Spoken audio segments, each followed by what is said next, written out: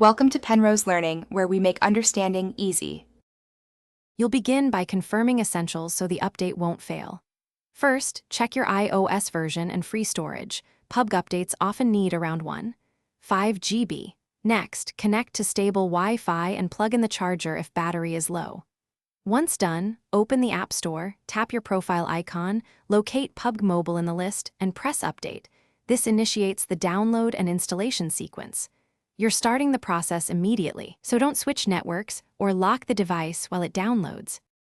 You'll manage the middle steps to keep the update moving. If the download stalls, tap pause then resume in the App Store to force a reconnection. This often fixes slow transfers. When storage blocks installation, offload Pubg or delete large media. Offloading preserves app data. Make sure to restart the iPhone to clear temporary caches and background processes that might interfere, and then retry update.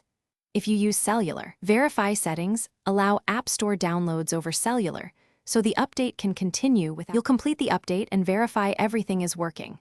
After installation finishes, launch Pubg Mobile and watch for any in-game patch downloads. Accept permissions and wait for the game to sync. Once loaded, confirm the displayed version matches the App Store release and check your account is intact. If gameplay feels unstable, sign out then back in and verify settings. Troubleshooting tip: if problems persist, back up your account or cloud save, uninstall the app. Then reinstall from the App Store to get a clean, up-to-date install.